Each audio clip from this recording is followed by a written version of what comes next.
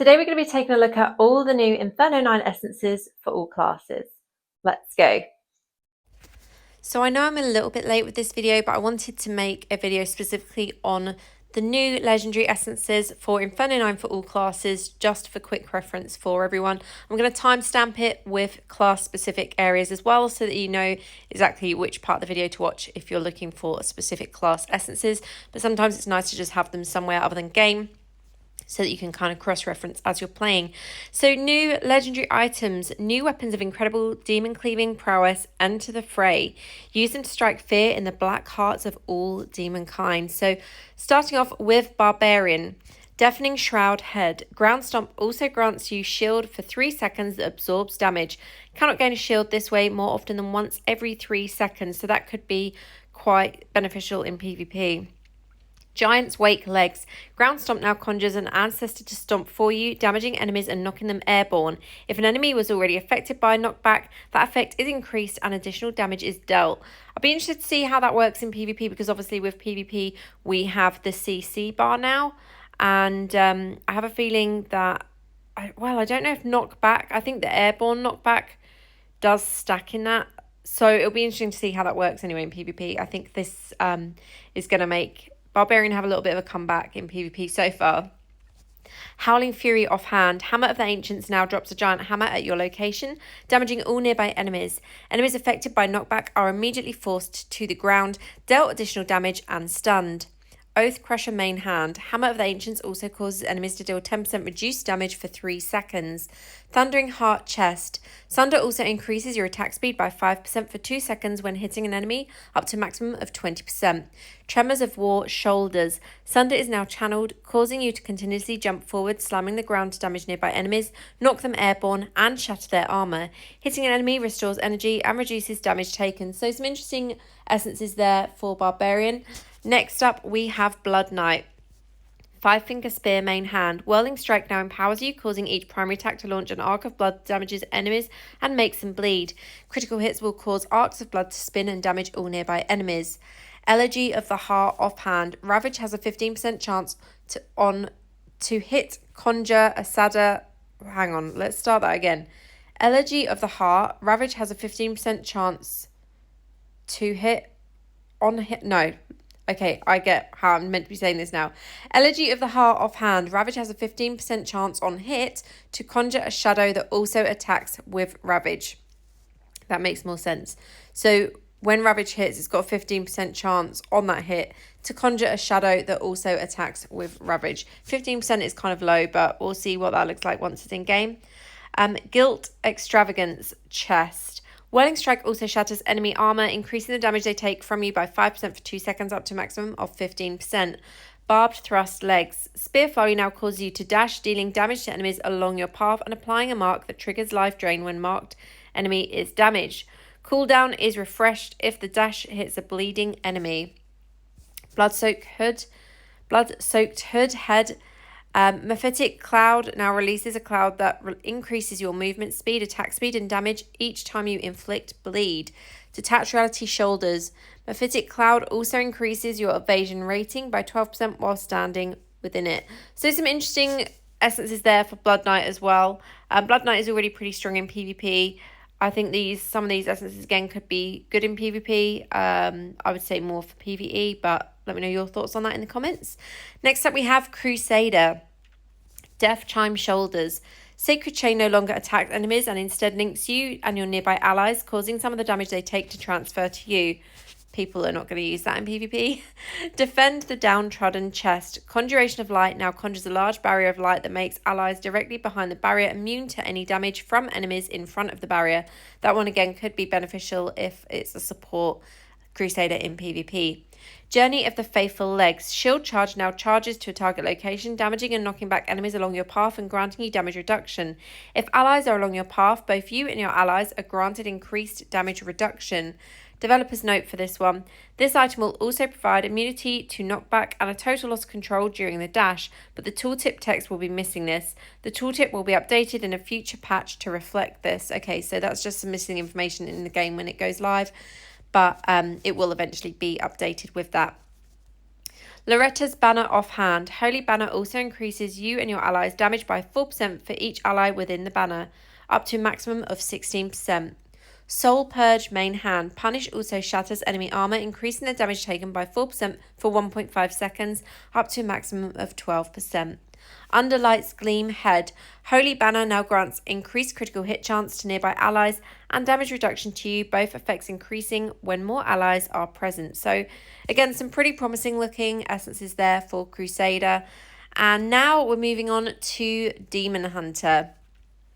Blood of the Sovereign head. Vengeance also causes you to deal more damage to enemies the farther they are from you, up to a maximum of 16% increased damage. Now, Demon Hunter probably has one of the best ranges of the range classes, so that will work really well for them, especially in PvP, in my opinion. The Burden Shoulders, multi-shot damage is increased by 3% per yard you are from an enemy, up to a maximum of 24%. Cannonade offhand. Knockback shot damage is increased by 3% per yard you are from an enemy, up to a maximum of 24%. Cast off Shackle's legs. When Vengeance deals damage, enemies more than 5 yards from you are dealt additional damage. Cannot occur more often than every 0.7 seconds to the same enemy. No Angels main hand. Multi-shot now empowers you, during which each skill will additionally fire a salvo of arrows that damage enemies. An Unfiltered Rage chest. Vengeance now fires a piercing shot and roots you in place for its duration, and can be used again to aim and fire piercing shots that damage, knock back, and slow enemies. So some interesting ones there from Demon Hunter. I don't think they're the best essences for that class, but I'm sure we'll see updates on that from GZ especially. Next up, we have Druid. Blood and Mud main hand. Rabid Might also increases you and your allies' critical hit chance by 8% for 2 seconds. Now that's pretty major, and that will be amazing in PvP. Children of Ferocity Shoulders. Circle of Life also increases you and your allies' primary attack speed by 10% for 5 seconds. Closed Fist to Open Heart chest. Circle of Life now creates an area that follows you, granting increased damage to you and nearby allies. Forevermore Mow. Oak Sage also triggers an explosion every 3 attacks, dealing additional damage to nearby enemies. Growth Spurt Legs. Rabbit Might now targets you or an ally, increasing maximum life while also damaging nearby enemies and knocking them airborne. If an ally is targeted, it is also cast on you. Humble Beginnings offhand. Summon Oak Sage now targets you or an ally to summon Oak Sages that follow, automatically attacking whenever a primary attack is used. If an ally is targeted, both of you gain Oak Sage summons. So this is really nice support essences here for Druid as a support in the team. Again, potentially decent for PvP as well, but will be nice in PvE also, especially raids. Next up, we have Monk. Dismal Traveller Shoulders. Mystic Strike also causes your next primary attack within 3 seconds to trigger a lightning explosion, dealing additional damage to nearby enemies and inflicting shock for 2 seconds. The lightning explosion can only be triggered once every 0.3 seconds. Extinction Stroke offhand. Fist of Thunder also applies a lightning mark for 3 seconds when it hits an enemy. Damaging a marked enemy 3 times will consume the mark and cause them to take additional lightning damage, increasing your movement speed by 40% and granting immunity to loss of control and knockback effects for 1 second. Cannot apply a lightning mark to the same enemy more than once every 6 seconds. Fighting Reverie head. Shield of Zen also increases your primary attack damage by 15%. Storm's Prelude main hand. When the first strike of Fist of Thunder hits, primary attack damage is increased by 50% for 1 second. Cannot occur more often than once every 6 seconds. Wimyoke chest. Flying Dragon now empowers you, causing your next few damaging primary attacks to conjure thunder whims that seek out nearby enemies to deal additional lightning damage. And Weaving Edgeways Legs. Mystic Strike now makes you untargetable as you dash forward, empowering your next primary attack that hits an enemy to conjure 2 spirits that also attack the enemy. So a lot of these monk skills are lightning based, which is shock damage. Potentially we'll see more monks using this. Shock. It can be pretty powerful, especially if you're stacking it with things like Lightning Core or Void Spark, as well as the Skybreaker's Bolt set. So it'll be interesting to see what kind of builds monks are coming up with here with those other items as well. Next up we have Necromancer. Spectre of Wrath main hand. Borrowed Time now empowers you or an ally, significantly increasing damage dealt but also increasing damage taken. If life is reduced to 0 while empowered, immediately heal to full life, but gain a curse that continuously drains life until dead. Killing an enemy player removes the curse. So that one's kind of interesting. Yeah, I'm not sure if we'll see many people using it, but definitely an interesting essence. Constricted Breath Chest. Bone Spirits also reduces enemy attack and movement speed by 15% for 3 seconds when it deals damage. Stolen Vigor Shoulders. While Borrowed Time is active, killing an enemy will heal 10% of your maximum life and increase your movement speed by 20% for 3 seconds. Wailing March Legs. Wraith form now transforms you into an untargetable wraith that dashes forward, damaging enemies in your path. Withering Gaze Head. While Borrowed Time is active, enemies that damage you will be marked for vengeance, increasing the damage you deal to them by 20% for 3 seconds. And Wraith Vexed Offhand. Bone Spirits now causes you to teleport to a location after a casting delay, conjuring a swarm of spirits when you arrive that continuously damage nearby enemies. That last one might work really nicely in PvP. Some pretty promising looking essences there for Necromancer. Next up we have Tempest. First of many main hand. Wave Edge now knocks an enemy airborne every 3 hits. Cannot occur on the same enemy player more than once every 4 seconds. Flow and Frenzy Chest. Tidal Rush also increases your primary attack speed by 20% for 2 seconds. Howl Flurry Shoulders. Storm Fury now empowers you and your Zephyrs, during which primary attacks stack wind marks when dealing damage. Marked enemies will take additional damage after multiple stacks. Insatiable Appetite Offhand. Wave Edge increases your primary attack speed by 5% for 3 seconds when it deals damage up to a maximum of 15%. Killer Mirage Legs. Tidal Rush now conjures several Zephyrs around you. And Occupational Hazard Head. Tidal Rush also increases you and your Zephyr's primary attack damage by 15% for 2 seconds. So some interesting ones here. I like the look of the helm for Tempest. So we'll see. If you want me to test some of these on my free-to-play Tempest character, let me know. I'm kind of interested in a couple of those. I'm not the best with builds for Tempest. Wizard is kind of the class that I've always played. And obviously, my Tempest I play pretty casually.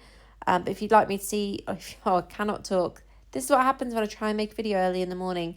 Let me know if you'd like me to test any of these Tempest essences out.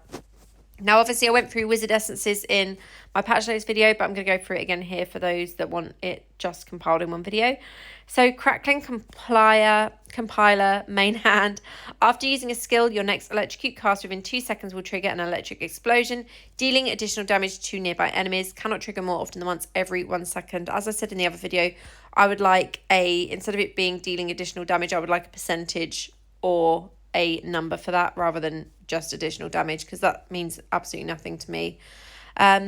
Strange cry, I can't say that word. Strange Kynosure.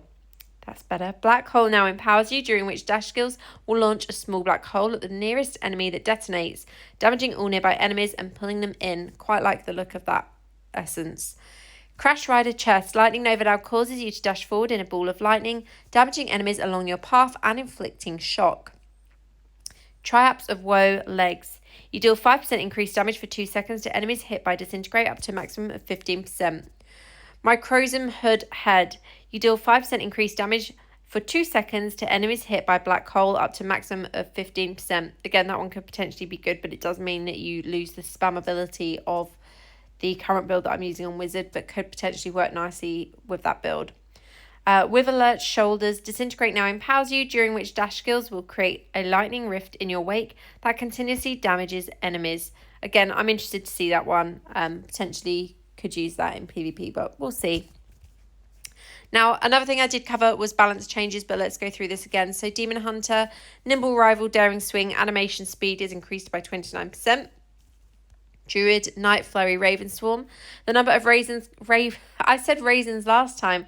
The number of ravens conjured via attacks no longer has an internal cooldown per attack. Instead, you conjure 3 ravens per skill and 1 raven per primary attack, but you're limited to conjuring up to 7 ravens per second. The blind effect has been removed. Promise the obscure Mangle Werebear. If one of the attacks in the Mangle sequence hits, you now gain 60% damage reduction for the remainder of the attack sequence. Mauler's Mitt Crush Werebear. You now gain control and knockback immunity for 2 seconds when you activate Crush. Monk. Driven Thunder Cyclone Strike. Damage is increased by 24%. Inner Sanctuary baseline added new effect where standing in your Inner Sanctuary reduces critical hit damage you take by 10%. Stacking per second you remain in the area up to 40%, which is huge.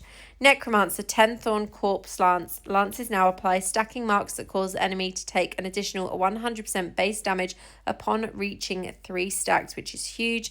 Tempest Zan Duth Rolling Surf. Primary attack animation speed is now 15% faster. Wizard Searing Judgment Disintegrate. Damage is increased by 12.5%. Ice Crystal Baseline Refracted Beam. Damage is increased by 21%. As I mentioned in the other video, for me, this potentially means the return of one of my old PvP builds, which was pretty powerful anyway. So I'm quite excited to potentially bring it out, test it, and we'll see what it looks like once this update goes live, see if that's actually a viable build once again in PvP. But that is it from me for this video. I hope you found this helpful. As always, thank you so much for watching. Thank you for being here, and I will see you in the next one. Have a great day. Official Diablo Partner.